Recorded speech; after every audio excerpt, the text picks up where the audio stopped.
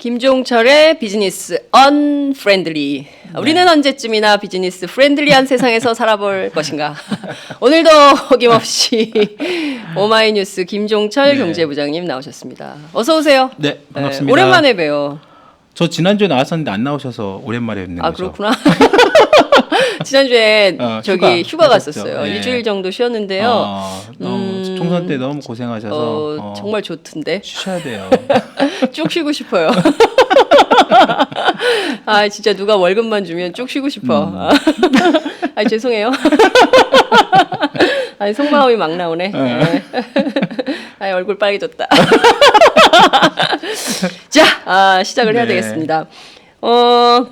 꽃주문닷컴. 꽃주문닷컴? 네. 저희들의 서포터즈죠. 네. 팟짱 서포터즈. 새로 들어왔나요? 새로 들어오셨죠. 꽃주문닷컴이 장사가 안 돼요. 장사가 안 된대요? 네, 아니 요새 5월이잖아요. 네. 이제 곧 5월이고 5월에는 꽃 들어갈 때가 많아요. 어버이날. 대목이네. 그렇죠. 네. 어린이날 애들 꽃 주면 안 되나? 애들 꽃 주면 싫어할까? 어버이날 그리고 네. 스승의 날. 네. 주면 안 되나? 저 되죠. 줘도 스승의 날 꽃 드려야죠. 그래요? 네. 스승의 날 선물을 하면 안 된다. 우리 가정통신부 왔던데. 꽃은 되지 않나요? 꽃은 그게 금액이 약간 상한선 있는 것 같고. 작년에 저희 작은 딸 아이가 이제 초등학교 입학했는데요. 네. 담임 선생님께서 엄마들한테 단체로 편지를 보내셨어요. 저는 아이 키우기도 힘들기 때문에 꽃도 사절합니다. 그래서 선생님이, 엄마들이 정말 공감했어요. 왜냐하면 꽃이 이렇게 오면 막 그렇잖아요. 그렇죠. 네, 근데 저는 개인적으로는 꽃 받을 때 정말 기분이 좋잖아요. 네. 남성들은 어때요? 받아본 적이 없어가지고. 그래요? 내가 하나 사드릴게. 제가 김종철 부장님 꽃주문닷컴에서 내가 하나 사드릴게. 네, 사모님하고 같이 즐기셔. 네. 꽃을 이렇게 받을 때 되게 기분이 좋거든요. 그래서 사랑하는 아내 그리고 어머니 또 아버님 이렇게 꽃주문닷컴에서 네네. 우리 꽃 좀 주문하면 좋을 것 같고요. 이름 그다음에 좋네요. 꽃주문닷컴. 네. 그리고 20대 국회 들어간 분들 있잖아요. 축하할 일 많잖아요. 이분들한테 꽃 보낼 때는 어디로 해야 된다?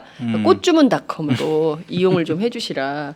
저희 팟짱을 좀 살려주십시오, 여러분. 이게 팟짱이 광고하는데 이게 영업이 안 되고 매출이 안 된다 그러면 제가 잠이 안 와요. 아니 진짜. 네. 이게 또 좀 광고 효과도 좀 있고 그래야 또 하고 싶은 마음이다. 네. 백날 저기에 광고해봐야 주문 한 건도 안 온다 이러면. 의외로 보면 네. 꽃이 의외로 저는 솔직히 꽃을 별로 선물해 본 적이 별로 기억이 없고 좀 사줘.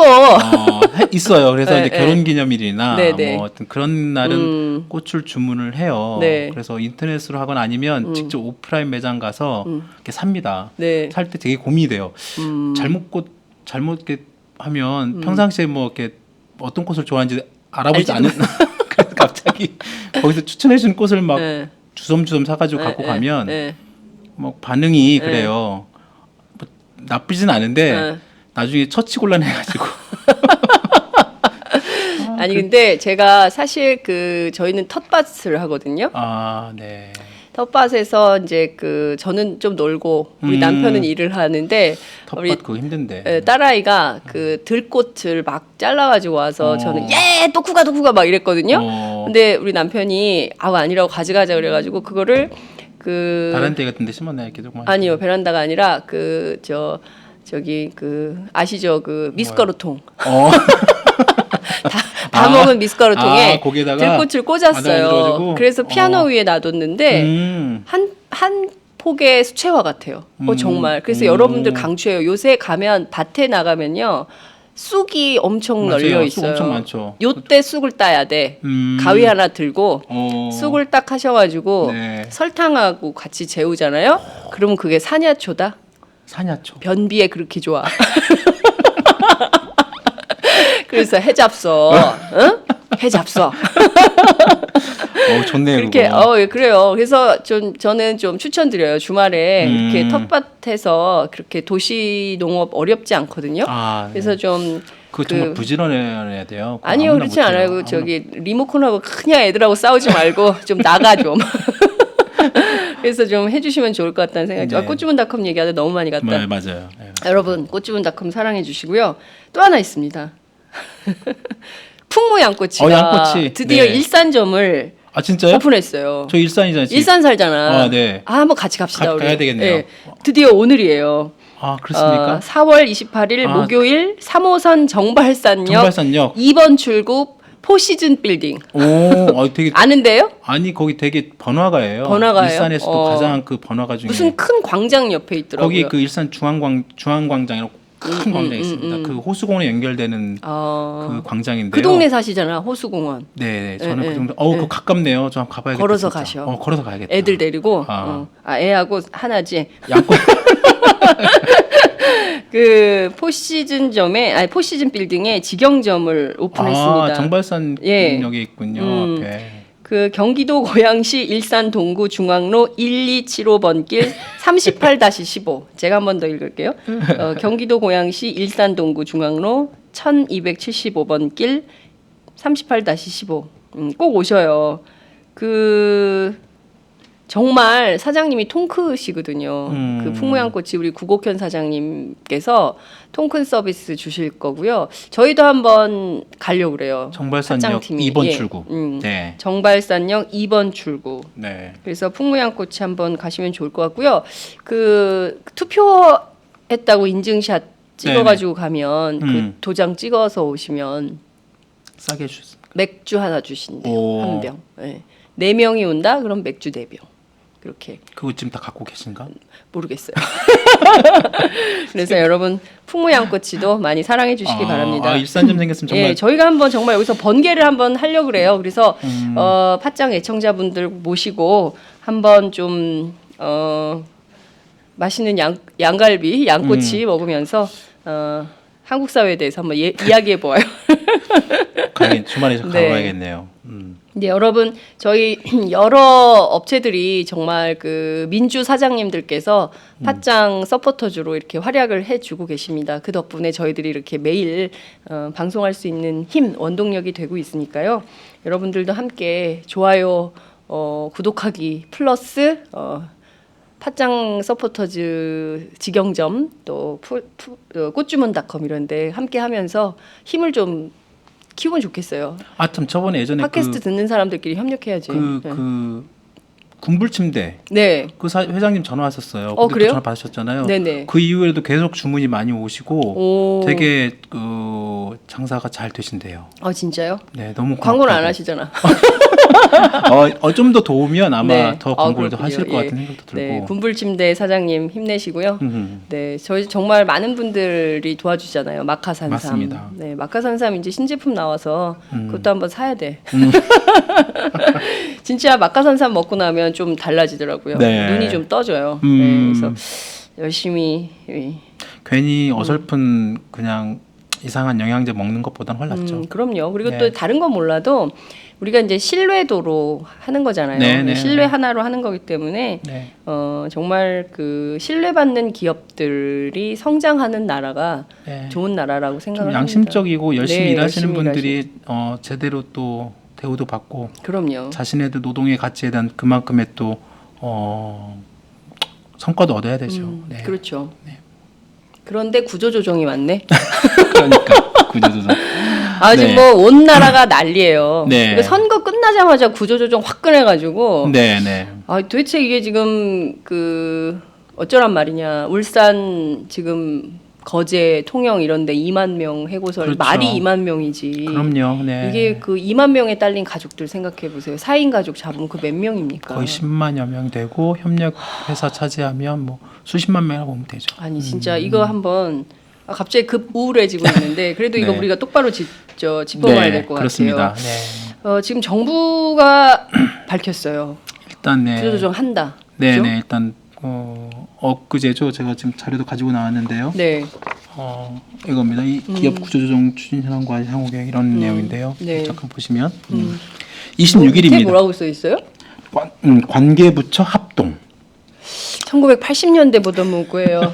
관계기관 대책회의 안기부주도 그런 네. 개념이죠. 그래서 이게 한 부처가 할 수 있는 사안이 아니고 뭐 여러 가지 그 통합적으로 부처들이 이제 묶어서 하겠다는 건데 여하튼 26일이니까 이제 엊그제죠. 그래서 임종룡 금융위원장이 발표를 했습니다. 기업 구조조정 추진 현황과 향후 계획 이런 이름으로 해서 뭐 간단하게 요약만 해드리면 이미 뭐 이제 언론 보도에 많이 나왔기 때문에 뭐 그렇죠. 그동안에 저희들이 어느 정도 예상했던 그런 수준이에요. 그러니까 지금 문제가 되고 있는 아까 뭐 울산, 거제, 창원, 진해 뭐 그런 조선, 해운업 그쪽에 그 기업들의 합병, 뭐 빅딜 이런 부분들이 지금 얘기가 나오고 있는데 그런 부분에 대해서는 정부가 일정 부분 인위적인 어떤 빅딜 그런 것들은 없다. 이거는 과거에 똑같이 정부가 그동안 계속 해온 어떤 반복적인 말들이고 그리고 이제 그 다음에 지금 또 구조조정 말 심하게 나오고 있는 그 한진해운 그 지금 뭐 좀 밀당을 하고 있죠.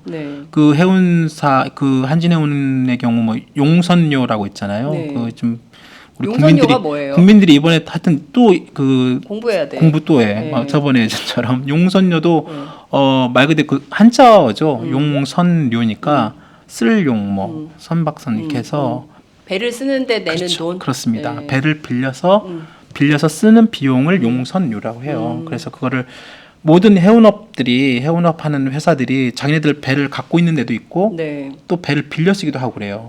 다 자기 배만 쓰면 렌탈? 그렇죠. 렌탈이네. 맞아요. 그래서 우리가 집에서 우리 뭐 렌탈해서 빌려 쓰고 돈 매달 얼마 내는 것처럼 정수기. 그렇죠. 배를 빌려 쓰는 거죠. 근데 이 배를 빌려 쓰는 비용이 지금 정수기처럼 한 달에 얼마씩 우리가 막 10,000원, 15,000원 내잖아요. 얘네들은 금액이 막 수천억, 수백억 게 되는 거죠. 그래서 조 단위가 되고 그러니까 이게 지금 한진해운이나 근데 뭐 무슨 배가 그렇게 비싸요? 배가 엄청 커요. 그러니까 우리 그 TV 무슨 뭐 광고나 뭐 대한민국 무슨 뭐 수출의 뭐 길 해가지고 뭐 바다 떠다니는 큰 배 있잖아요. 한진 뭐 써 있고 그 우리나라가 배, 만든 배예요. 우리나라 만든 배이기도 하고 또 외국 그 배가 이제 우리 거 자기가 갖고 있는 거기도 있고 대부분 큰 배는 빌립니다. 왜냐면 너무 비싸니까. 그리고 어차피 해운업 하는 사람들은 그 물동 그 물건만 이동만 왔다 갔다 그 쉽게 말하면 배달만 해주면 되는 거니까 쉽게 말하면 택배죠. 택배를 좀 더 키운 거지. 아 바다 택배? 그렇죠.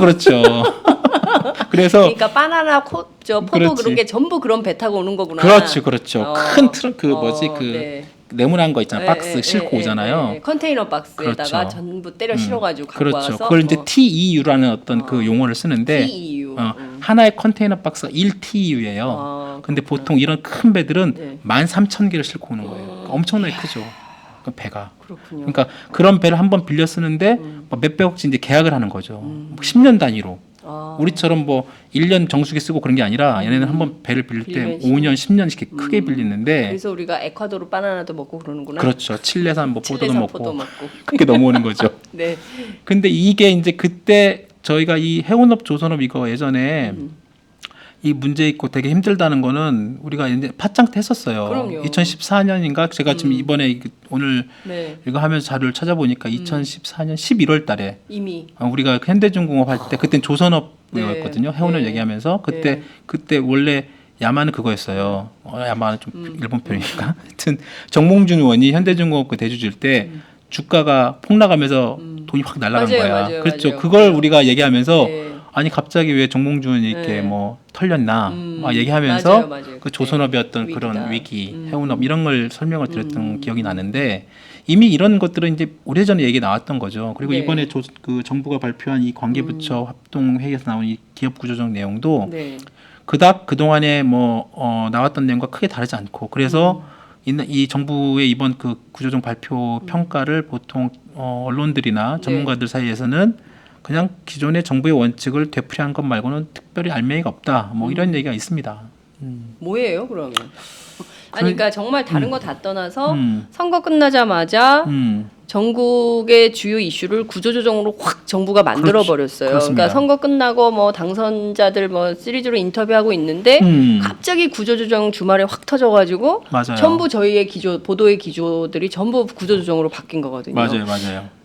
왜 그런 걸까요? 이게 그러니까 궁금하잖아요. 솔직히 저희 기자들도 마찬가지고 선거 4월 13일 끝나고 4월 14일 이 선거 이슈가 어느 정도 이 평가와 반성 여러 가지 정치권 그리고 이게 굉장히 큰 이 선거에 대한 총선의 민심이 많습니다. 이런 것들이 되게 계속 더 앞으로도 더 연구가 될 주제고 또 이것들을 어떻게 정치계 잘 할 것인지는 또 굉장히 이 후속 보도나 후속 내용들 되게 정책들이 많이 나와야 되는데 예.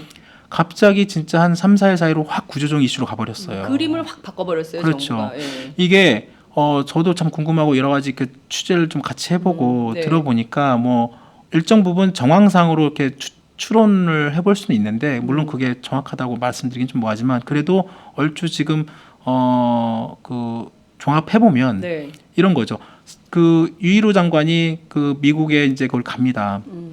그 뭐 한국 경제 뭐 좀 힘들다고 해서 뭐 이렇게 좀 말 그대로 뭐 세일즈 얘기한다고 가가지고 거기 가서 뭐 이런저런 얘기를 해요. 그때 지난주 21일이 이제 유일호 장관의 취임 100일인데 그 전후로 해서 기업 구조조정 이 부분을 그 기획재정부 내지는 네. 이쪽 그 기자단이나 이쪽에 크게 이제 내용을 미리 알려줍니다. 네네. 그리고 당시는 미국 가서 특파원들 만나가지고 굉장히 큰 그 발언을 하게 됩니다. 그 내용들도 이미 많이 뭐 보도가 됐지만 네. 뭐 그 지금 구조조정을 크게 해야 되고 지금 더 이상 구조조정 미룰 수 없다. 내가 직접 챙기겠다. 네. 뭐 해운사 구조조정 이대로 안 되면 정부도 행동을 들어갈 수밖에 없다. 뭐 그리고 아예 그냥 현대상선이라는 딱 회사를 찍어서 얘기를 해요. 그래가지고 그 다음에 미국에 돌아와가지고 100일 취임 기자간담회를 합니다. 네. 유일호 장관이. 그래서 기자들이 아니 미국 가서 그렇게 특정 기업까지 찍어가면서 구조조정을 세게 얘기했는데 무슨 뭐 배경이 있는 거냐 계속 얘기를 물어봐요.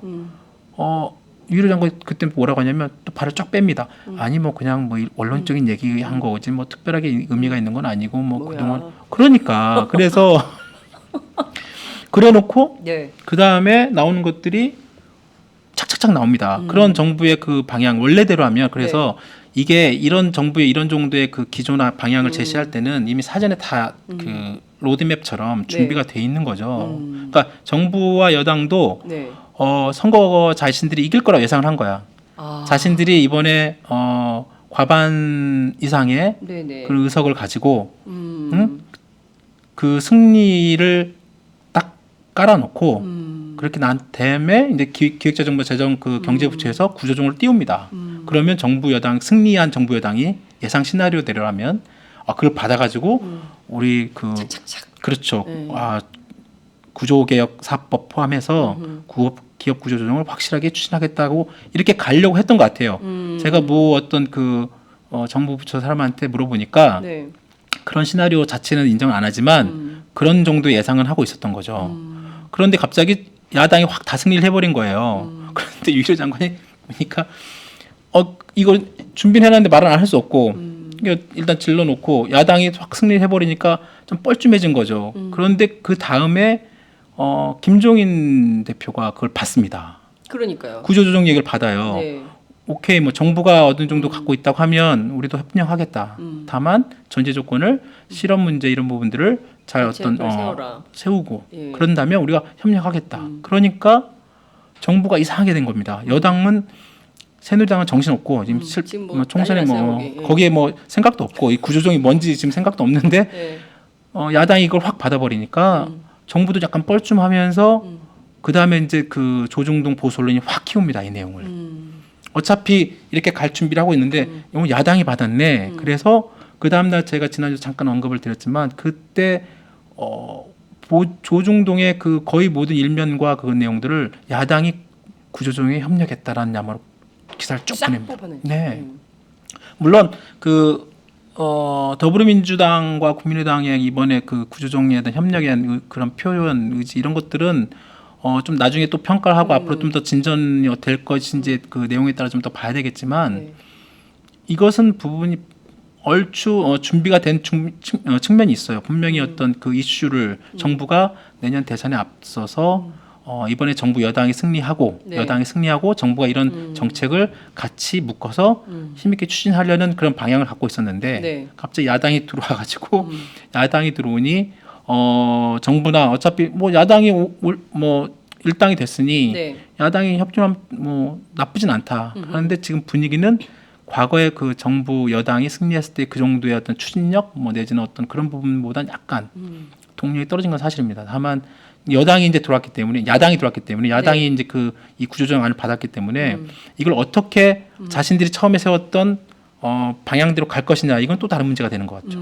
그렇군요. 이제 중요한 거는 뭐 이번 주에 뭐 현대중공업에서 뭐 저 상경 시위도 노동조합에서 한다고 하는데 여하튼 뭐 다 떠나서 정부가 구조조정이라는 이슈를 확 던지고 네. 조중동 보수 언론이 전면화하고 네. 그리고 한국 사회 주요 현안으로 만들어버리고 실제로 구조조정과 관련된 속도를 정부가 내고 네. 뭐 이런 상황인 건데 결과적으로 보자면 야당이 협조하면서 구조조정이 기정사실화되는 측면이 그렇습니다. 있는 거고 네. 그리고 이제 최운열 교수 있잖아요. 네. 서강대학교에. 네, 근데 네. 이분이 이번에 이제 비례대표 국회의원이 됐어요. 더불어민주당에. 맞습니다. 네. 들어오자마자 친기업 얘기를 했습니다. 네, 네. 우리도 비즈니스 프렌들이 좋은데 최운열 교수가 얘기한 비즈니스 프렌들리하고 우리가 네. 얘기한 건 좀 달라요. 맥락이. 맞습니다. 이것도 좀 짚어보고 살펴봐야 될 이슈예요. 맞습니다. 그러니까 아까 제가 말씀드린 것처럼 뭐 김종인 대표가 이번에 선거에서 포용적 성장이라는 네. 그 경제 캐치프레이즈를 가지고 네. 선거에 임했잖아요. 그리고 네. 지금 선거 결과로만 따져 보면 네. 얼추 그 김종인 대표였던 그런 선거 구호 내지는 어떤 그 국민들 던지는 메시지가 일정 부분 국민들한테 국민들의 화답을 이끌었다라고 평가는 할 수 있죠. 네. 선거 결과로만 네, 따지면 네. 그 이후에 이제 그 구조조정 이슈에서 민주당이나 뭐 국민의당 약간 논의를 하더라도 민주당 더민주의 어떤 그 지금 방향성을 나오는 거 보면 일정 부분 논쟁에 앞으로 있을 가능성이 높습니다. 이것이 과연 이 방향에 맞는 것인지 아까 네, 최은열 네. 교수 같은 경우에는 김종인 대표가 직접 모셔와가지고 지금 비례대표를 꼽은 사람이잖아요. 네, 그렇죠. 그리고 이분이 교수시지만 이제 그 금융통이시고 금융통. 그리고 또 그쪽에서도 약간 어떤 친기업적 내지는 어떤 그런 마인드를 분명히 갖고 계십니다. 근데 그것이 네. 향후에 더민주의 어떤 그런 구조조정, 기업 구조조정이나 이런 어떤 그 산업 구조조정 과정에서 얼마만큼 그 야당이 가지고 있는 그 정부 여당의 그런 어떤 친기업적인 구조조정과 같이 맞물려서 네. 야당의 색깔을 가질 수 있느냐 이건 또 다른 문제 같아요. 네. 그러니까 다른 어떤 지금 더민주 의원들 중에는 좀 더 진보적인 성격의 또 그 생각과 어떤 구조조정 바라보는 의원들도 당연히 있잖아요. 네네. 그리고 좀 더 오른쪽에 계신 최윤율 교수, 최윤율 의원 당선인처럼 좀 더 상대적 좀 더 보수 우파에 가까운, 좀 더 오른쪽에 가까운 또 의원이 있는 것도 맞고, 그래서 그런 어떤 다양한 그 더민주 안에 그 경제 이념에 대한 다양한 스펙트럼이 있는 건 맞고, 네. 이것을 어떻게 향후 당 대표 뭐 김종인 대표가 됐든 향후에 뭐 그 정치 일정은 제가 뭐 딱히 뭐 말씀드리기는 어렵지만 향후 이것을 어떻게 잘 조율해 가지고 네. 어떤 당의 어떤 정책으로 세우느냐. 이거는 좀 더 지켜보고 분명히 아마 논쟁이 있을 것 같습니다. 그러니까요. 그러니까 당 내부에서도 그렇고 이분이 사실은 론스타 먹튀 사건 때도 문제가 좀 됐었잖아요. 네, 그 그래서 칼럼으로 얘기했었죠. 예, 그리고 사실 그 이분이 구조조정 전문가인가요? 그렇진 않죠. 구조조정 전문가는 아닙니다. 예, 그러니까 네. 당 안에 주진영 전 사장, 네네네. 네, 한화, 네. 한화 네, 그분이 오히려 구조조정 전문가이고 이분은 또 그런 분은 아니기 네네네. 때문에 이분 학자시죠. 네. 그냥 학자죠, 네. 경제학자인데 이를테면 그 지금 이 구조조정 국면에서 그 친기업 노선을 얘기하는 것 자체가 경우에 따라서는 야당 정치인으로서는 불필요한 오해를 그럴 수 초래할 수 있는데 그럼에도 불구하고 이 노선을 고수하거나 견지한다면 자당 안에서도 네. 비판이 있을 수도 있겠다 이런 생각이 좀 들기도 하네요. 그때 제가 지난주에 잠깐 말씀드렸지만 그 최윤열 교수의 워딩을 중앙일보가 그 당시에 그 정치면 한 면을 다 통틀어서 제목을 뽑습니다. 네. 그리고 그 제목에 뭐가 있냐면 더민주 의원들이 야유가 없었다고 제목을 뽑아요. 헤드라인 기사에. 야유가 없었다는 얘기는 과거에 그 더민주 내지는 그 야당의 어떤 그런 얘기가 나오면 그런 그 당선인자 대회나 당선자 대회죠. 그 자리는 어떤 의원총회 자리든 그런 얘기를 하게 되면 뭐 보수 언론에서 낙인 찐 어떤 뭐 강경파 의원들은 야유를 하거나 비판하거나 핏대를 세워서 뭐라고 하거나 그런 것들이 있었는데 올해는 없었다라는 게 중앙일보의 논조였어요. 그럼 결국은 보수 언론들은 어차피 이제 더민주가 일당이 됐으니 네. 적극적으로 이런 의원들, 이런 어떤 친기업적이고 약간 보수적성의 경제적 마인드를 가지고 있는 의원들 적극적으로 아마 띄워줄 가능성이 높습니다. 그리고 이 사람들의 입을 적극적으로 자기 지면에 해서 어떤 뭐 그런 아젠다를 만들어갈 가능성이 높은데 과연 또 그것이 그 한 의원의 어떤 그 뭐 얘기는 당연히 자유스럽게 할 수 있죠. 근데 그것이 한 당의 공당의 어떤 정책으로 위반되는 부분은 또 다른 문제 같아요. 그러니까 이를테면 오히려 그런 것들이 이번에 이제 김종인 대표의 저 일본군 위안부 한일 합의 그렇죠. 그 발언 문제처럼 언론이 키우면서 물타기해서 당내의 그 정책 노선이나 이런 것들이 물타기하거나 혹은 또 교란시키는 맞아요. 이런 차원의 문제가 될 수 있기 때문에 뭐 자당에서 더 적극적으로 그 문제에 대해서 토론하고 협의해서 좀 정리된 메시지가 나올 수 있도록 맞습니다. 본인들이 네. 노력을 좀 해야 되겠죠. 네네. 그러니까 중요한 것은 이제 정부가 추진하는 구조조정의 그렇죠. 방향인 것 같아요. 네네. 어떻게 하겠다는 것인지. 그 아까 제가 크게 뭐 큰 알맹이는 없다라고 말씀은 드렸고 네. 그런 평가는 이제 전문가들의 평가도 일맥상통하고요. 네.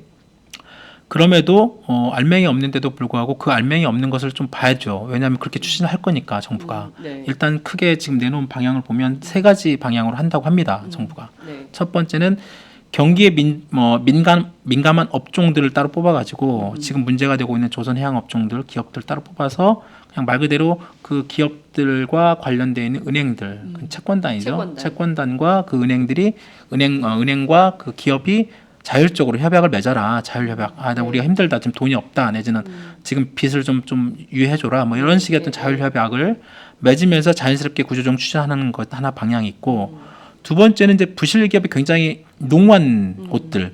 사실상 지금 뭐 부실기업 뭐 부채 비율이 막 수백 프로, 500%, 600%, 800% 심지어 뭐 1000% 이상 넘어가는 그런 기업들 같은 경우는 대기업도 포함해서요. 그런 기업들 경우는 이 자율협약으로 이렇게 해가지고 살아남기는 쉽지 않다라는 어떤 그런 평가도 있어요. 그래서 이런 기업들 중소기업 포함해서 대기업 포함해가지고 이게 한 100여 개 넘는 기업들이 있다는데 이런 것들은 또 지금 현재 기업 그러니까 이게 업종 가리지 않고 100여 개죠. 그렇습니다. 네. 이건 따로 업종을 가리지 예, 않습니다. 예, 부실기업 굉장히 농후한 그런 정도가 심각한 데가 100여 개가 된다. 그렇죠. 저희가 그 예전에 그 이런 자료가 하나 있어요. 그 옛날 김상 교수가 계셨던 아까 최이배 연구원이 저희 인터뷰를 하시잖아요. 의원님 됐죠. 네, 네. 거기서 나오는 어떤 경제개혁연구소에서 올 초 작년에 내놓은 그 재벌의 어떤 부채 비율 관련된 그 자료가 하나 있어요. 저희가 이제 그 제가 받아서 네. 제가 이제 곧 뭐 기사도 쓰고 하겠지만 재벌의 부채 비율. 네, 그렇습니다. 이게 이거 좀 더 저희가 좀 이게 좀 잘 안 보이실 수도 있겠는데 잘 안 보이죠. 클로즈업해서 좀 보여주실 수 있나요? 카메라가? 이게 표인데요. 잘 안 보일 수 있습니다. 이게 저희가 나중에 저희도 그런 걸 만들어야겠다. 맞아. 이게 그래픽을 맞아요. 아쉬워요. 이런 걸 좀 띄워놓고 얘기를 해야 시청자분들한테 좀 보여줘야 되는데 저희가 지금 아직 이런 미리 좀 준비를 해가지고 그러게요. 좀 띄워놓고 하면 참 좋겠네요. 예. 나중에 한번 보여드릴게요. 네. 그런데 여기에 보면 그 기업들 중에 되게 저희가 잘 모르는 지금 한진해운 뭐 그다음에 뭐 현대해상 뭐 상선 현대상선 그다음에 뭐 기업들이 나오잖아요. 네, 삼성중공업, 현대중공업, 뭐 조선 그런 게 나오지만 대우조선해양 맞아요. 뭐. 그런 회사 말고도 지금 부채비율이 높은 기업들 되게 많습니다. 여기 지금 파일이 있으면 띄울 수 있대요. 화면에. 잠깐만요. 네, 그러면 우리가 생방송이지만 네. 굉장히 자율성이 있는 인터넷 방송인 관계로 김종철 부장님이 표가 있습니다. 표를 김윤상 우리 섀도우 김. 우리 그 디자인 쪽에 고정미 기자가 있어요. 예. 고정미 기자 제가 이걸 미리 부탁을 해놨어요. 그렇군요. 디자이너 고정미 기자. 네. 이제 부탁을 해놔서 파일이 있으면 바로 띄워놓고. 할 수 있는 여러분 이 어떠십니까? 오마이 TV 팟짱만 가능한 일입니다. 공중파에서 종편에서 절대 볼 수 없으신 일을 여러분들께서는 지금 함께 만들고 계시는 것입니다. 예. 함께 만드는 언론 오마이 TV. 이거 제가 지금 어디로 보내드릴까요? 어디로 보내시냐면요. 네. 김윤상 팀장에게 보내주세요. 섀도우 킴 텔레그램으로 보내주세요. 네. 바로 보내주시면 제가 바로 보내드리겠습니다. 네. 재밌으시죠, 여러분? 어디서도 보실 수 없는 바로 이런 생방송의 묘미를 여러분 함께하고 계십니다. 궁금하시니까 일단 그러니까요. 제가 봐야 되니까요. 보고 말씀을 드리는 게 되잖아요. 훨씬 더 좋을 수도 있습니다. 여러분 어때? 완전히 사랑방 토크 아니에요? 근데 저희가 이제 그런 건 있어요. 이제 자료 화면 같은 거를 띄워놓고 뭐 이렇게 하면서 좀 더 구체적이고 생생한 설명을 드리고 싶을 때가 있는데 네. 안 될 때는 이렇게 즉석에서 바로 섭외해가지고 바로 보내고 정말 IT 강국이에요. 대한민국은 실시간으로 소통을 통해서 바로 보내고 받고 네. 걸고 하는 게 얘기가 됩니다.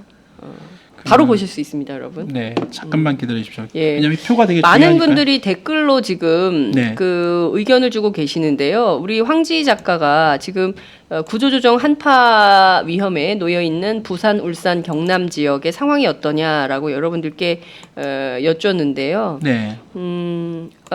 번지강 롯데라는 분입니다. 저는 부산인데요. 친구들 2명이 백수가 됐습니다. 김유선님, 부산도 지금 난리입니다. 경남의 통영은 몇 년 전부터 백수들이 천지였습니다.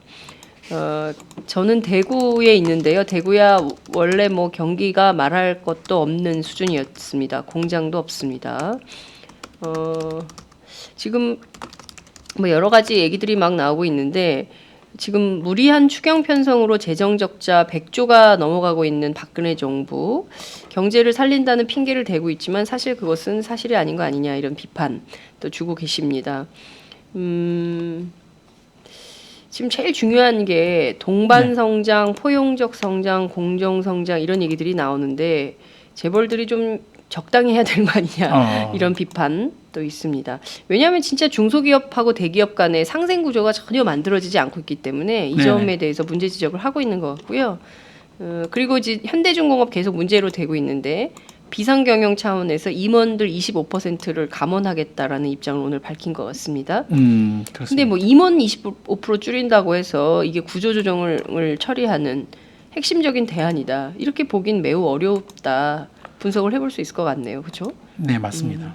됐습니까? 지금 표가 저희가 있는데요.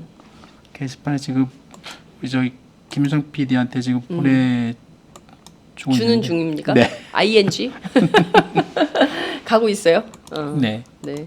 자, 잠깐만요. 보겠습니다. 가는 동안 저희가 또 얘기를 또 이어가야 될 것 같은데요. 네.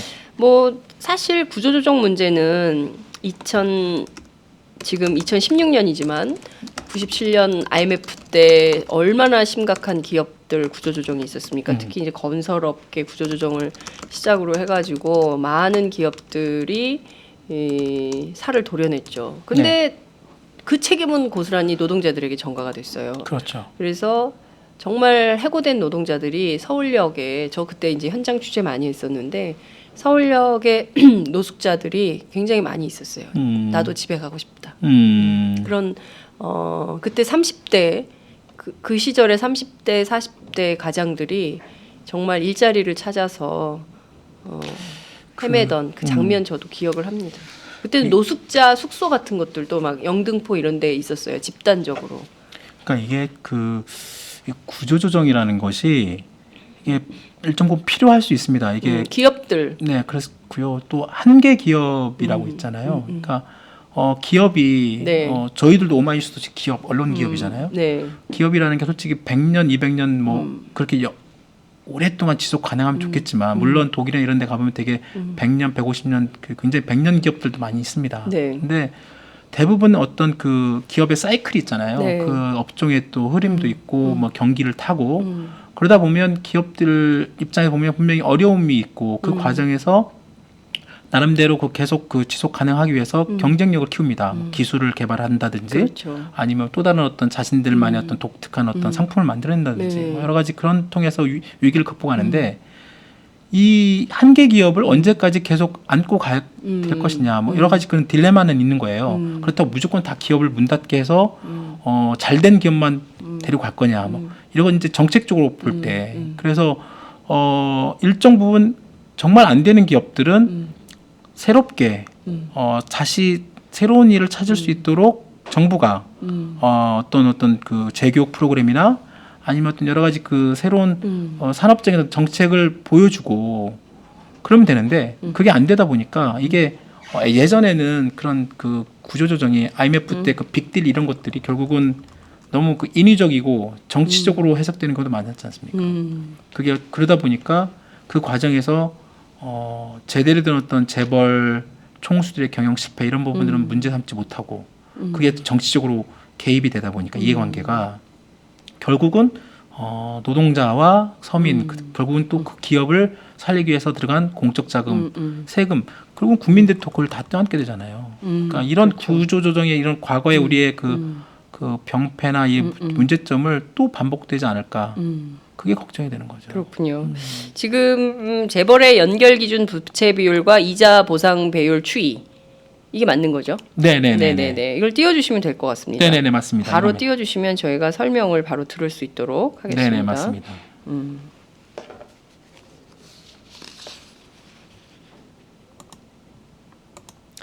재벌이 빚이 상당하군요. 네. 네? 이게 어마어마하군요. 문제는 이게 그 이런 재벌 대기업들의 부실 문제가 어제 오늘 얘기가 아니고 이미 다 알려져 있는데 그동안 쉬쉬했던 것이고요. 더 문제는 이게 특히 이명박 정부 이후에 네. 이 이제 표를 한번 보여드리면 아시겠지만 이명박 정부 이후에 그 부실이 더 심화됐어요. 그리고 그런 재벌 기업들의 부실이 되게 심화되고 되게 더 쉽게 말하면 기업들이 더 망가졌는데 네. 이거를 제때 그 관리 감독해야 될 뭐 산업은행, 국책은행, 그다음에 금융위원회, 감독기관 전부 다 손 놓고 있다가 네. 마지막에 자신들이 해야 될 그때 제대로 하지 못하고 마지막에 와서 내지는 어떤 정치적인 어떤 네. 그 돌파구 내지는 어떤 전국의 어떤 뭐 네. 변화 이런 것을 통해서 이런 것을 하기 위해서 이런 기업들의 구조조정을 이용한다는 거죠. 그러면은 그 순수성, 정책의 순수성도 문제가 있고 네. 기업들도 좋지 않습니다. 그러니까요. 제때 구조조정이 안 되기 때문에 더 부실만 심화되고 책임도 안 지고. 맞습니다. 네? 1,000원에 막을 걸 막 10,000원, 10만 원, 100만 원에도 못 막는 그런 게 되는 거죠. 부실은. 그러니까 이 바보들 아니에요? 그러니까 이게 결국에는 그게 총체적 부실인 거예요. 기업도 경영 제대로 부실 경영한 책임 면키 어렵고 또 이런 부실 경영을 하고 있는 기업에 대해서 끊임없이 밑빠진 독에 물 붓듯이 감독도 제대로 안 한 그런 금융당국, 산업은행, 수출입은행, 뭐 그렇습니다. 이른바 국책은행이라고 할 수 있는 우리은행 뭐 이런 은행들의 네네. 문제. 그리고 그걸 또 금융 감독을 해야 되잖아요. 그렇죠. 근데 그 금융 감독 기관들, 공정거래위원회 다 뭐 한 겁니까? 그 이번에 제가 또 말씀을 어차피 좀 과정에 말씀을 드리겠지만 이번에 네. 그 대우조선해양 같은 경우에도 마찬가지예요. 대우조선해양의 그 지금 주채권은행이 산업은행인데 산업은행이 국책은행이잖아요. 대우조선해양의 그 부실을 엄청난 그 분식회계가지고 부실이 드러났는데 그 과정에 배당을 엄청나게 받습니다. 배당을 국책은행이 그 부실난 그 분식회계된 그 회계도 제대로 감사도 못했는데 그 잘못된 회계 자료 가지고 수백억씩 배당을 받아요. 그 돈을. 야, 지금 너무하는 우선 준비가 됐다고 하니까 자료를 좀 띄워놓고 보면서 얘기를 할까요? 네. 자료 주세요. 바로 떴습니다. 저희 또 떴군요. 네. 보면 재벌의 연결 기준 부채 비율과 이자 보상 배율 추이 이렇게 나와 있습니다. 네, 그죠? 네. 예. 박근혜 정부, 이명박 정부 이렇게 구분이 되어 있네요. 네, 저희가 구분을 했습니다. 이게 그 보시면 박근혜 정부가 이제 2013년, 14년 이렇게 돼 있고요. 이명박 정부 이제 2008년 이후에 네, 5년. 각 기업들 그래서 1위부터 지금 2014년 기준으로 해가지고 대기업 기준에 맞는 네. 기업들 순위를 쭉 적게 해놨습니다. 여기 보면 빨간색이 이렇게 돼 있잖아요. 네네. 빨간색에 되어 있다는 얘기는 이제 옆에 보면 부채 비율이 있고 이자 보상 배율이라는 게 있는데 이자 보상 배율 자체가 좀 생소하고 좀 어려울 수 있는데요. 네. 이런 거예요. 저기 써놨지만 그 한 기업이 네. 이익을 냅니다. 영업 이익을 내면 기업이 이제 하다 보면 돈을 빌리잖아요. 은행에다 돈을 빌리면서 그 돈을 빌려가지고 그 기업의 어떤 운영 자금을 쓰고 생산도 하고 하잖아요. 네. 이자 보상 배율이라는 어떤 용어가 있는데 이거는 뭐냐면 하나의 기업이 이익을 내면 100만 원 이익을 냅니다. 근데 이 100만 원 이익을 가지고 자기가 은행에 돈 빌렸으면 이자 비용을 내야 되잖아요. 네네. 그러면 영업이익 100만 원 냈는데 이자 비용 100만 원이라고 하면 100만 원을 다 갚아버리면 그러니까 1이 되는 거예요. 근데 그래서 자기가 번 돈을 가지고 전부 다 빌린 이자를 갚는 데 쓰는 배율이에요. 그래서 그래서 일이란 얘기는 내가 돈 벌어주고 겨우 이자 갚았다. 그게 일이에요. 근데 네. 일이 안 되잖아요. 그렇죠. 일이 안 된다는 얘기는 결국은 그 돈도 벌어가지고 이자도 못 못 갚는다는. 갚는다는 얘기죠. 그러면 그만큼 그 회사가 부실이 커지겠죠. 그래서 여기 보면 부채 비율이 높고 마이너스가 되어 있는 기업들은 좋지 않습니다. 그래서 쭉 내려 보시면 삼성, 뭐 현대자동차 의외로 삼성과 현대자동차는 부채 비율이 60%, 102% 굉장히 좋은 편이에요. 이자 보상 비율도 삼성은 26%. 그러니까 여기는 돈을 엄청나게 좀 남기고 있는 거죠. 삼성 같은 경우에는 이익을 엄청나게 남기고 그렇습니다. 있는 이익도 거죠. 남기고. 그런데 현대자동차도 그러네요. 그렇죠. 그런데 쭉 내려다 보면 그래서 이게 상위 일부 재벌은 괜찮아요. 그런데 지금 문제가 되고 있는 한진. 한진 심각하네요. 한진이 지금 부채 비율이 863%입니다. 863%요. 부채 네. 비율이? 부채 그러니까 비율이 그렇습니다. 세상에. 이게 지금 이자 보상 비율이 0.71. 그러니까 이자를 못 갚고 있다는 거죠. 이자도 돈 벌어서 이자도 못 갚는 거예요. 그렇죠. 그죠? 예. 한화그룹도 하나그룹은 319%좀 낮습니다만 빚이 이렇게 많다는 거예요. 부채 비율이 있다는 거고요. 이자 보상 비율이 0.41밖에 안 되고요. 그 두산도 252%. 그러네요. 밑에 쭉 내리면 금호그룹도 404%입니다. 이게 좀 사람들이 잘 모르는 게 있는데 금호 아시아나 맞습니다. 금호 아시아나그룹 예. 그것도 마찬가지고요. 동부그룹은 864%. 동부가 건설 회사 아니에요? 주로 아파트. 맞습니다. 근데 네. 동부건설로 해서 되게 잘 나갔다가 네. 그 건설 회사가 무너지면서 동부그룹도 지금 휘청거리고 있는 거죠. 부채 비율이 864.2%네요. 그렇습니다. 이야. 여기 현대그룹이 그 현대상선과 연결된 이 현대그룹입니다. 현대그룹이 879%. 네. 어마어마하네요. 효성, 대우건설, 밑에 동국제가, 한진중공업이 3,316%. 여기는. 한진중공업은 3,316%예요. 그러니까 지금 사실상 한진중공업은 야. 예전에 이제 그 우리 한진중공업 사태 있었잖아요. 네, 옛날에. 그 이후로 그 조선이 그만큼 힘들다는 거죠. 한라그룹, 한국GM이라는 자동차 회사도 여기는 여기도 마찬가지 부채 비율이 457%예요. 그러니까 이게 단순히 지금 뭐 한진해운의 문제가 아닌 거죠. 근데 이런 조사를 이게 지금 경제개혁연구소라고 저희 민간신 아까 최희변 그 의원이 있었던 거기서 매년 이렇게 조사를 합니다. 이게 잘 알려지지 않은 부분들이 있고 그 정말 이 표에서도 나왔지만 2014년 기준으로 동부그룹 아까 동부그룹이 8년 연속 지금 그 이명박 정부 이후로 지금 빨간색 쭉 돼 있잖아요. 네. 8년 연속. 한진그룹도 마찬가지입니다. 한진그룹을 보시면 한진그룹도 8년 연속 쭉. 동부도 그러네요. 네. 현대그룹은 현대그룹, 한진중공업은 네. 어떻게 돼 있습니까? 2011년 이후 계속이네. 네, 계속. 그러니까 이런 부실 장기적으로 이렇게 오랫동안 부실 상태를 다 알고 있었던 거죠.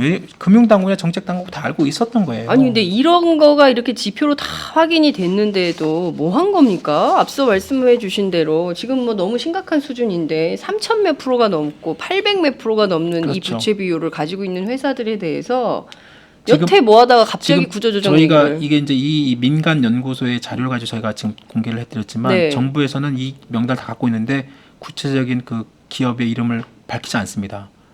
왜요? 왜냐하면 자칫 회생 절차를 밟고 있는 기업들한테 더 어려워질 수 있다. 그래서 배려. 그런데 그게 결국은 네. 배려가 아닌 거죠. 처음부터 오히려 예전에 그 저희 메르스 사태 있잖아요. 네. 그 병원 그 이름을 공개하는 것도 굉장히 많이 많았잖아요. 맞아요. 초창기에 제대로 된 그 병원을 제대로 공개해서 처음부터 방역 작업을 잘했다고 그렇죠. 하면 그런 반성이 했었잖아요.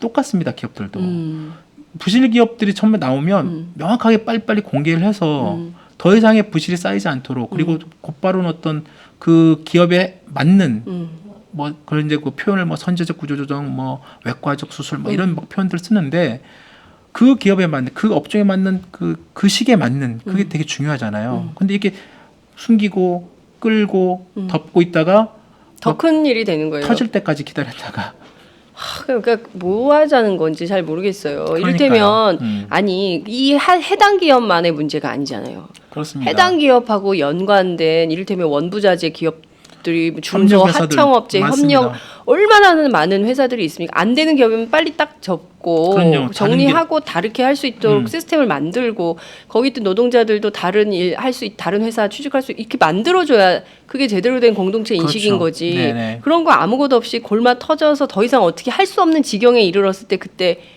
배째라 나몰라라 식으로 공개하면 그것도 어떻게 하자는 거예요. 그러니까 이게 그 박근혜 정부 특히 이명박 정부 때 그런 얘기들이 많았고 이미 뭐 아까 말씀하신 이명박 정부의 그런 비즈니스 프렌들리 저희가 말하는 거 다르긴 하지만 달라요. 그런 얘기들을 그런 비판들을 꾸준히 그동안 해왔던 것이고 박근혜 대통령이 지난 대선 때 당선된 그거잖아요. 경제민주화 하겠다고. 복지국가. 예. 경제민주화 핵심은 재벌개혁 이런 부분들을 하겠다고 약속을 하시고 된 거 아니에요. 근데 전혀 이루어지지 않았던 거죠. 그러면서 그 이명박 정부 때 쌓였던 그런 부실 기업들의 그 규모와 내용들을 그대로 가지고 와가지고 제대로 손 못 보고 2013년, 2014년, 이제 2015년, 네. 근데 2016년에 이게 터트리는 거죠. 근데 되게 좀 그것도 좀 문제가 있는 것 같아요. 개인적으로 보면 이게 너무 정치적으로 너무 뻔히 보이는 속 같은 생각이 드는 거죠. 네. 참 어떻게 이 정도의 심각한 부실 상황이 적어도 이명박 정권이 탄생했던 2008년, 네. 2008년부터 박근혜 정권이 유지하고 있는 2016년까지 이렇게 이어지고 있고 심지어 어떤 기업들은 매년 부실의 수준이 점점 커지고 그렇죠. 확대되고 있음에도 불구하고 소위 관계당국 대책회의 네. 그 문건 쓴 사람들 네, 말이에요. 그렇죠. 관계당국에서는 뭘 하는 겁니까? 이른바 이 채권단이라고 할 수 있는 국책은행들. 오히려 그 산업은행은 네. 낙하산 인사를 내려보냅니다. 자신들 그 분들 퇴임자들 있잖아요. 대우조선해양이나 이쪽 그 자기 갖고 있는 기업에 사회이사나 이쪽으로 해가지고 연봉을 또 수억씩 받아요.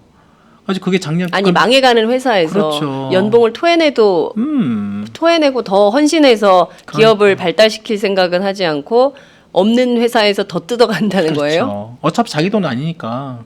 아니 어차피 뭐 이거는 주인이 없는 회사라고 생각하고 눈먼 돈이라 생각하는 거죠. 그러면서 정권이 활용한 측면도 있네요. 그런 눈먼 그렇습니다. 기업을. 그래서 그 여러 가지 그 부실 대기업 내지는 그런 구조종 기업에 그 낙하산 인사 보낸 그 정부 그때 그 몇 명 이름도 나왔었습니다. 그래서 그 사람들이 갖고 있는 연봉도 그게 이슈가 잘 안 됐지만 국감 때 일부 의원들은 꾸준히 그걸 문제 제기를 했었고 네. 홍종학 의원도 문제 제기를 했었고. 홍종학 의원 세게 문제 제기했죠. 그러니까 그런 부분들이 근데 한 줄도 안 쓴다고 언론이 그러니까 되게 그런 속상해하셨어요.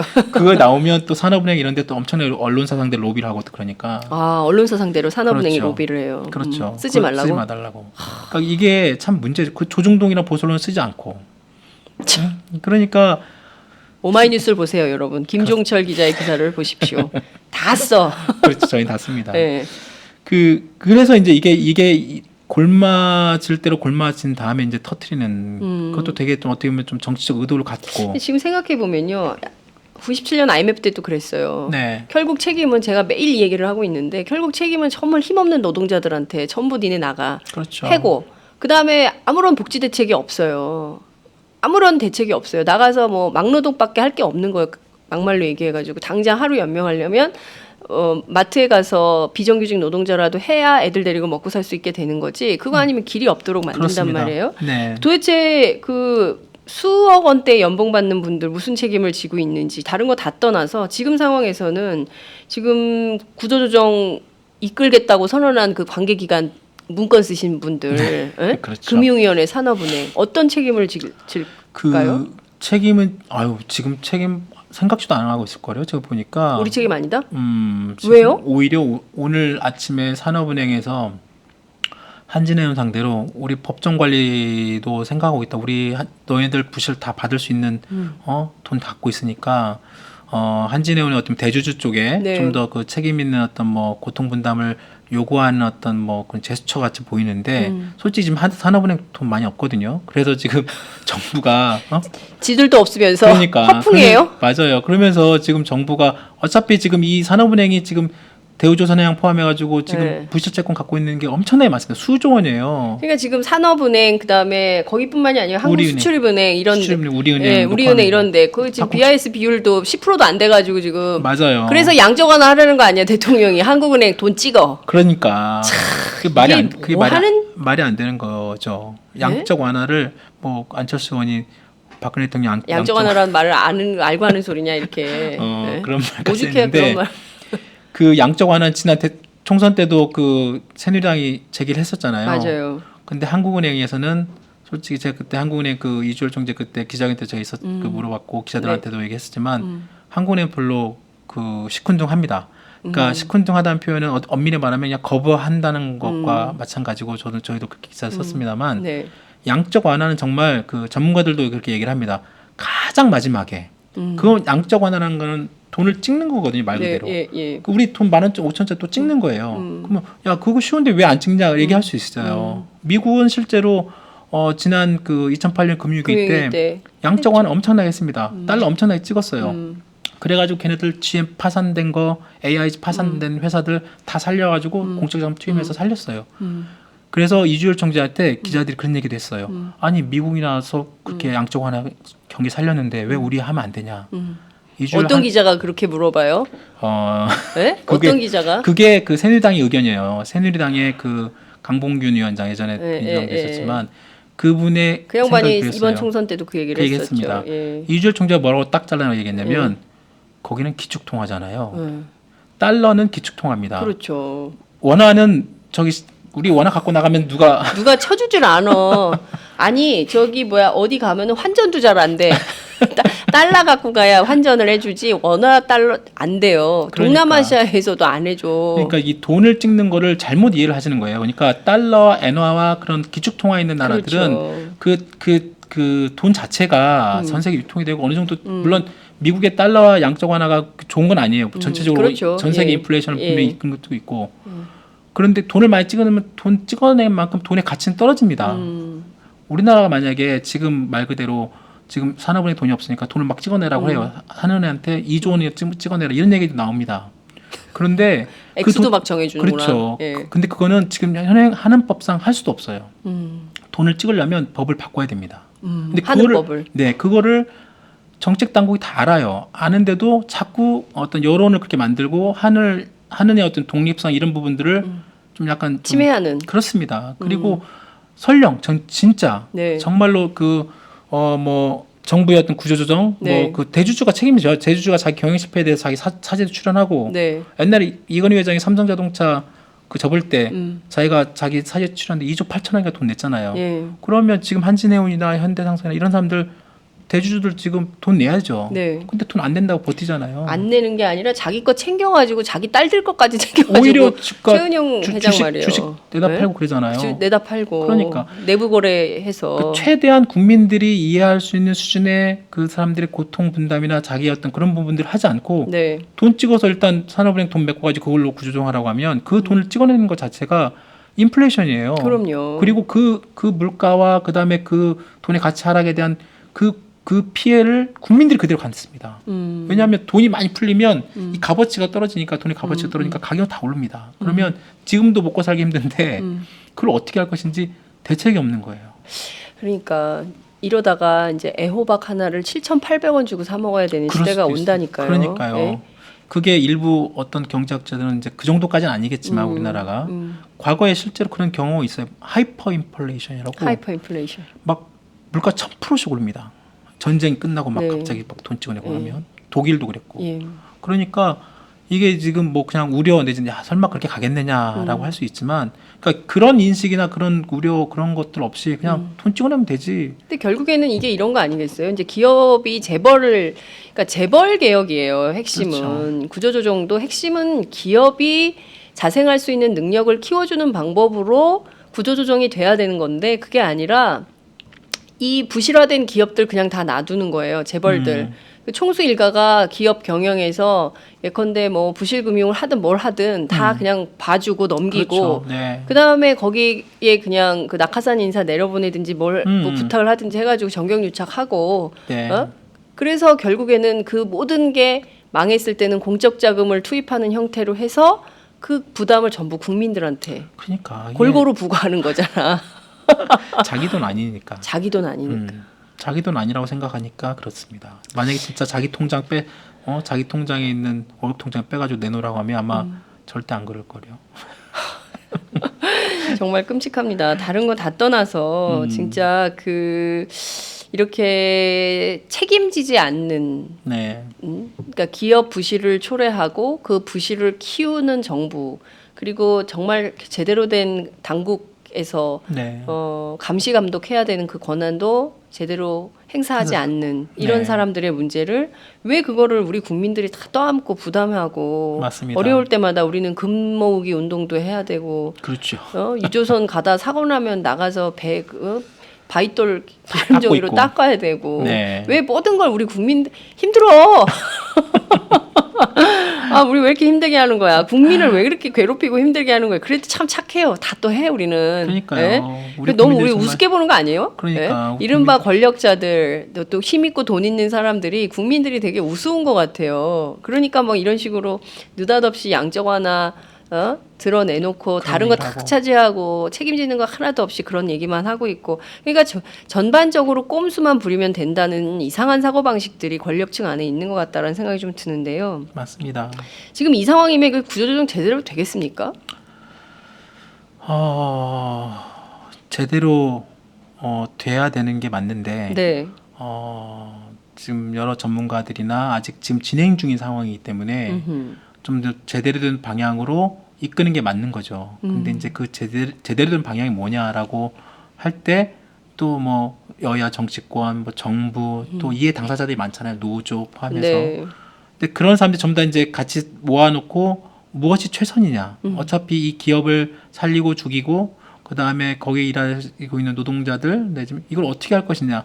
이런 어떤 사회적 타협이 필요한 거죠. 사회적 대타협이. 네. 그런 것들을 지금 여러 가지 협의체가 있고 한데 정부 차원의 여러 가지 협의체는 말 그대로 정부 차원의 협의체입니다. 정부 관계 부처, 뭐 서별관 회의라고 뭐 청와대 자기네들끼리 모여서 뭐 그건 또 뭐예요, 진짜. 그거는 이제 청와대 뭐 경제수석, 기획자, 금융위원장 뭐 말 그대로 아까 여기 나온 관계 부처들이에요. 네, 네, 여기에 솔직히 노동자의 어떤 입장이나 내지는 뭐 학자나 이런 부분들이 잘 반영이 안 되죠. 그냥 정부 생각하고 자신들이 판단해서. 근데 그게 되게 웃기는 네, 측면이 그렇죠. 있죠. 그동안에 정부가 해왔던 구조조정의 그런 여러 가지 폐해를 보면 아직도 그런 문제점을 계속 반복할 가능성이 크고 그래서 야당 이번에 그 더민주의 그 야당의 역할이 되게 중요합니다. 그래서 어떻게 이번 이 구조조정을 어떻게 잘 풀어가느냐가 네. 내년 대선에 어떤 분명히 영향을 줄 가능성이 큽니다. 그러니까 정부가 어떤 주도를 해야 되죠. 정부가 주도할 수밖에 없는 구조이긴 하지만 이 정부 주도의 이 구조조정이 과거에 여러 가지 나쁜 선례와 부작용이 있었기 때문에 만약에 이제 더민주가 주도하는 네. 야당이 주도하는 구조조정이 과연 물론 구조조정이라는 게 기본적으로 힘들죠. 구조조정이라는 게 우리가 해왔지만 기업을 다운사이징을 할 수밖에 없고 일자리를 좀 나누거나 그러면 거기 일하시는 분들은 당장 수입이 줄거나 네. 일자리를 떠날 수도 있어요. 그러니까 그런 것들을 구조조정이 기본적으로 힘든데 네. 그런 사람들의 옛날 저희가 했던 건 쌍용차 사태 2009년, 네. 2010년에 한진중공업 사태 그걸 또다시 반복하지 말라는 법이 없잖아요. 그러니까 그런 쌍용차 사태나 한진중공업 사태가 일어나지 않도록 야당이나 이쪽 정치권이 제대로 된 해법을 보인다면 내년 대선 때도 어느 정도 그런 어떤 좀 더 그 긍정적인 어떤 기대를 할 수 있지만 똑같이 과거와 똑같은 방식의 그런 어떤 일방적이고 어떤 그 기업적인 중심, 기업만 살리는 네. 그런 방식의 어떤 일방적인 구조조정 방식으로 진행이 된다면 뭐 야당도 어쩔 수 없이 한다면 그건 또 다른 문제가 될 수 있습니다.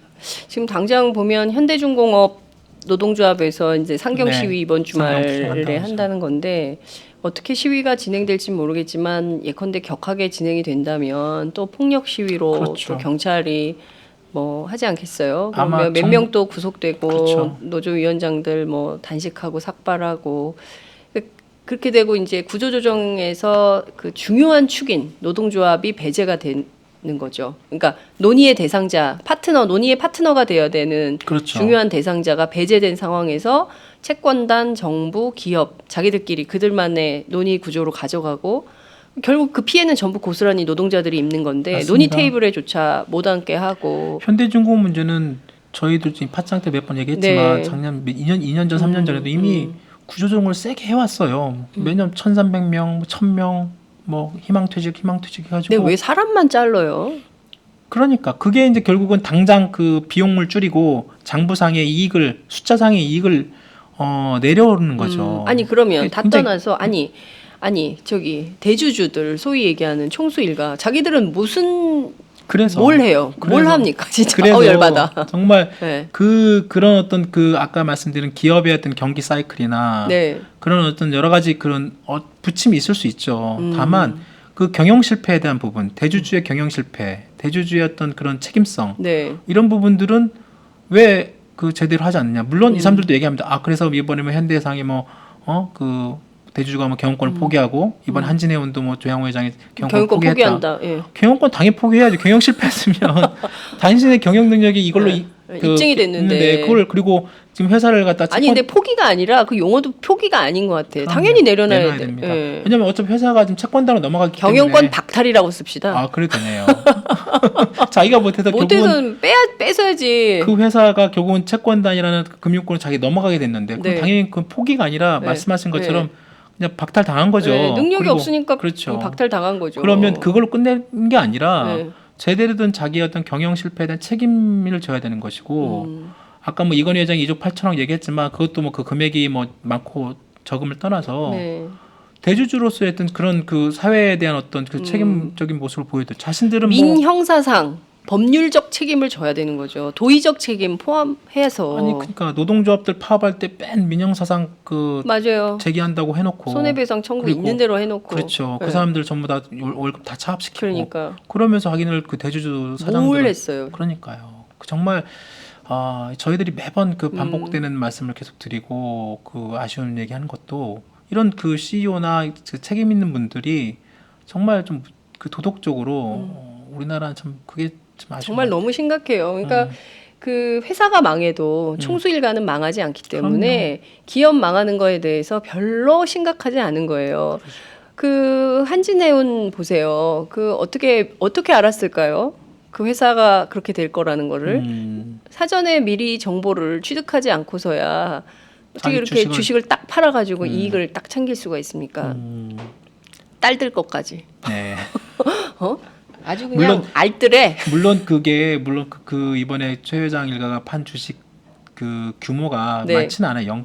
몇 %? 뭐 해가지고 금액 자체가 그렇게 뭐 수백억을 남겼다. 그래도 그렇진 않고 20매덕이던데요. 네 맞습니다. 21억을 이제 네. 한 건데 그렇지 않고 만약에 지금 주가가 계속 폭락해가지고 그 지금 현재 그 당시에 주가와 비교해 보면 한 21억의 어떤 그 손해를 피했다는 거거든요. 손해를 네. 피했다고 하는 결국 손해 피했다는 건 상대적으로 이익을 얻었던 건데. 근데 그게 말이 안 되는 거죠. 아니 그러니까요. 자 어떤 사람은 그 1,000만 원 빚을 못 갚아가지고 네. 목숨을 끊고 딸내 직장 찾아와가지고 그렇죠. 채권 추심 업체가 망신을 주고 음, 그렇게 해서 심각한 경우에는 스스로 목숨을 끊는 경우까지 있습니다. 그렇죠. 그래서 이 오래된 부실 채권에 대해서는 소각하는 이른바 그 주빌리 주빌리 은행 은행, 운동, 네. 주빌리 은행 운동 이런 그렇죠. 것들도 진행되잖아요. 그렇죠. 근데 21억 뭐 우리 0.8% 얼마 안 되는데 참 누구는 단돈 100만 원이 없어서 100만 원으로 구속되고 영장 그렇잖아요. 가고 있습니다. 네. 구속만 됩니까? 단돈 10만 원이 없어서 그렇죠. 단돈 5만 원이 없어서 못 사는 사람들이 있어요. 근데 음. 어떻게 똑같이 다 귀한 생명으로 태어났잖아요. 음, 그 사람은 재벌집 딸로 태어나서 뭐 며느리 사위로 태어나서 그런지 모르겠지만 안 그런 그렇죠. 노동자 서민들의 삶은 어떻게 되는 겁니까? 정부가 정치가 나서서 최소한의 삶은 영위할 수 있는 조건을 네. 만들어줘야 공동체 의미가 있는 거 아닌가 싶어요. 맞습니다. 맞습니다. 아 정말 이런 얘기 들을 때마다 참 답답하고 착잡한 생각이 좀 듭니다. 여하튼 그 이번 구조조정이 아까 뭐 말씀드린 것처럼 그 야당의 역할이 되게 중요합니다. 그리고 실제로 이번 총선의 결과도 여러 가지 정치 분석가나 전문가들이 많이 뭐 설명을 해주셨지만 네. 이번에 뭐 부산, 뭐 울산, 창원 이쪽에 야당원들이 대거된 것도 다 그런 경기에 어떤 그런 경제 실패죠. 아하, 그런 부분들이 다 깔려 있는 거죠. 그 거제 창원 이쪽에 지금 뭐 민심들 그 들어보면 네네. 실제로 정말 최악이라는 거 아니에요. 그러니까요. 그러니까 네. 그런 것들을 결국 누가 했겠습니까? 이 정부와 그런 정책 당국자들 그리고 그러니까 이번에 그런 야당의 그분들이 표를 얻은 그 분들은 그런 걸 잘 안고 올라오셔서 정책과 법안 이런 부분들 잘 헤아리셔야 될 것 같아요. 그렇군요. 네. 그것이 결국 이번 이제 그 총선 나온 거고 또 내년 대선이라는 큰 어떤 그게 있지 않습니까? 네. 그 과정에서 이 구조조정 문제가 정말 되게 국민들은 가만히 보면 이번에 뭐 여론조사 완전히 다 틀렸죠. 맞췄잖아요. 네. 그러니까 국민들이 참 다 알고 계시는 것 같아요. 이번에 누가 뭘 정말 제대로 하고 있는지 그리고 누가 정말로 잘못되고 있는지를 뭐 말씀만 안 하실 뿐이고 언론들이 그걸 제대로 전달 못했을 뿐이지 국민들은 다 알고 있다가 투표를 하시는 것 같아요. 이번 그러니까요. 보면. 제가 네. 이번에 이제 총선 기간 동안 무려 14일 동안 전국을 돌아다니면서 돌아다니셨잖아요. 이제 네. 민심 투어 취재를 했는데요. 별로 말씀은 안 하세요. 뻘쭘하잖아. 네, 마이크 그리고 대는데 뭐 됐어요. 뭐 이제 이런 어. 식인데 다 가슴에 하나씩은 품고 있었던 것 같아요. 그렇죠. 평가의 잣대를. 그렇죠. 그렇기 때문에 이번 총선 결과에 대해서 정말 정확하게 잘 해석을 해야 되는데 엊그제 열린 언론사 편집국장 보도국장 간담회에서 박근혜 대통령 밝힌 거 봤더니 영 딴 생각을 하고 계셔. 어떡하면 좋아. 정말 예? 제가 보기에는 그 참모진이 정말 문제가 있는 것 같고. 그러니까요. 자, 지금 그 김종철 부장님하고 우리 함께 얘기하는 중간에 네네. 속보가 들어왔어요. 이거 말씀을 꼭 드려야 될 것 같은데요. 박근혜 대통령이 구조조정을 집도할 국책은행들 여력을 확충해 줘야 된다. 한국판 양적 완화를 추진하겠다. 될까요? 아니 이주열 하는 총재 굉장히 중요해졌네요. 그러니까요. 예, 하는 네. 총재가 지금 이 국면에서 대통령의 뜻대로 할지 아니면 한국은행의 독립성. 근데 말씀하신 대로 이건 국회로 가져가서 한법 개정 법을 사항입니다. 바꿔야 되는 네네. 거잖아요. 한법 개정 사항이기 때문에 네. 물론 대통령이 뭐 당신이 어떤 양적 완화를 뭐 하도록 한다고 해서 네. 지금 당장 돈을 하느니 찍을 수는 없고요. 지금 하는법상 네. 그렇게 하려면 네. 법을 바꿔야 됩니다. 그러니까 그 어떤 그 조건에 맞춰서 네. 그 돈을 발권력, 네. 그걸 발권력을 동원한다고 하거든요. 네, 네, 한은에서. 네. 그러니까 돈을 찍어낼 때 그 발권력은 굉장히 법적으로 그 세게 이렇게 규정이 돼 있습니다. 그래서 지금 현재 이 상황에서 과연 발권력을 하느니 동원할 수 있느냐, 그리고 만약에 지금 그 저번에도 아까 말씀드린 것처럼 법 개정 문제이기 때문에 네. 지금 여소야대 국면에서 야당이 과연 그 여당의 그런 양적 완화 그 기조를 받을까라는 네. 솔직히 개인적으로는 좀 약간 뭐 의심은 듭니다.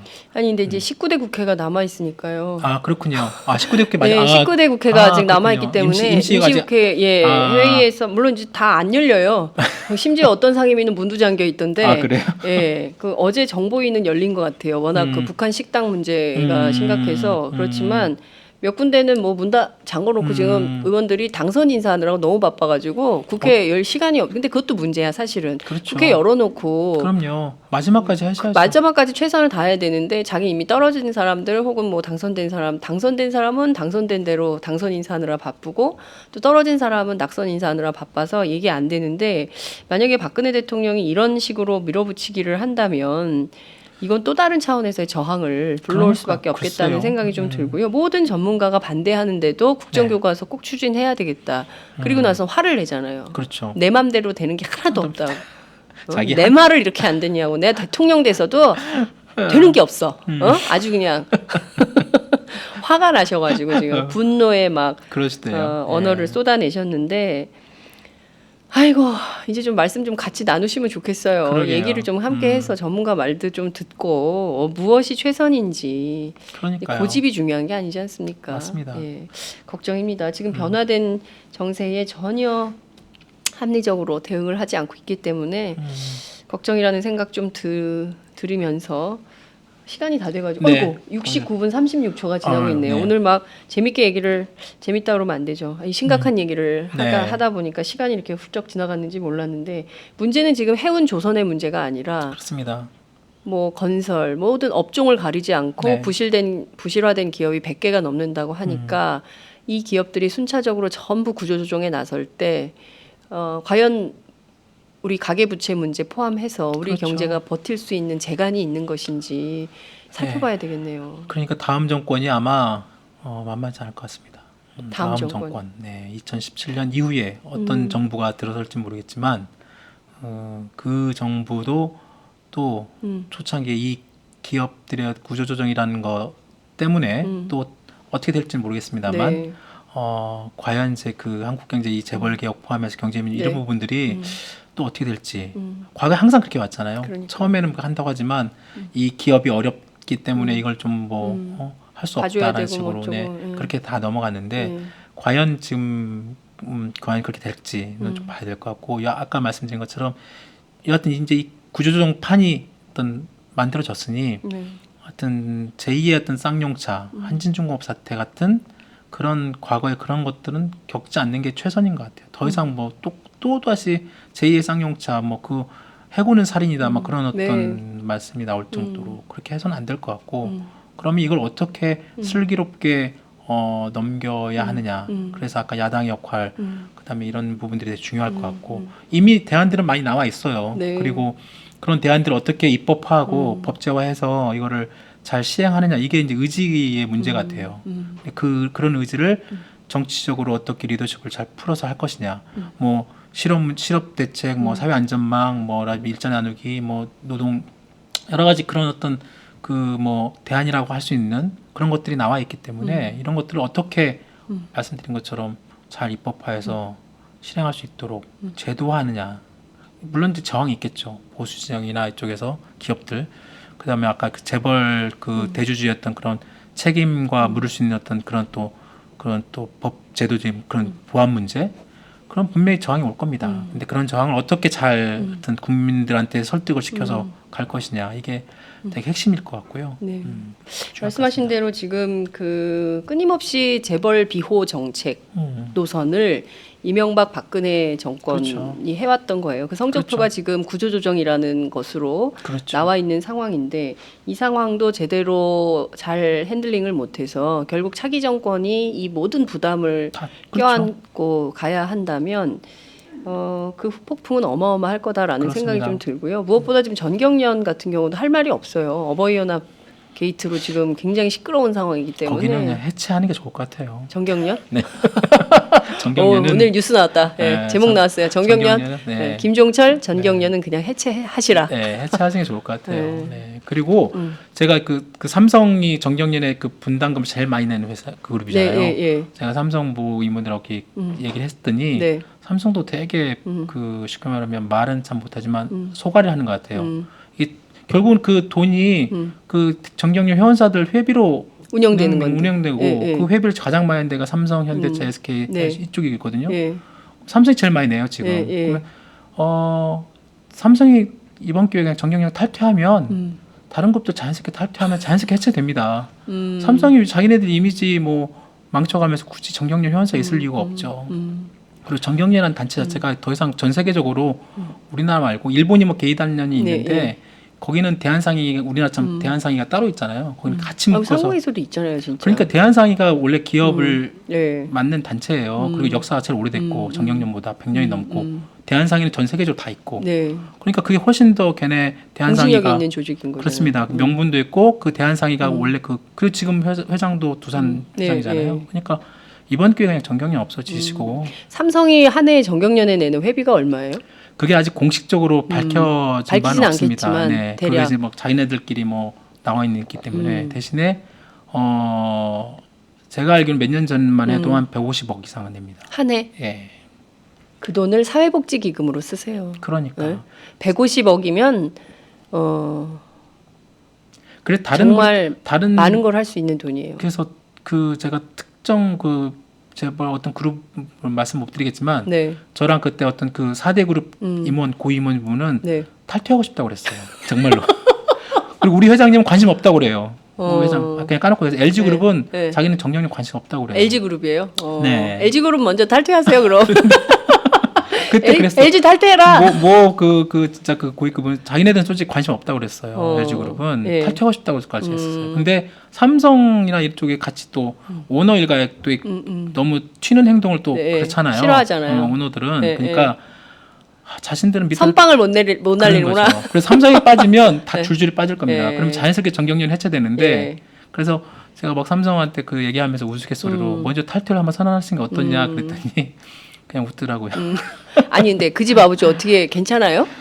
글쎄요. 지금도 여전히 뭐 누워 계신다고 하시는데. 그렇구나. 네. 예. 그 집 아버지가 참 이렇게 병환이 오래 가셔. 네. 걱정이네요. 그 아드님한테 전화 좀 한 통 하시죠. 탈퇴하시라고. 그러니까 한번 말씀 좀 드려야 되겠네요. 예? 괜히 이미지 그러게. 걱정하지 마시고. 예.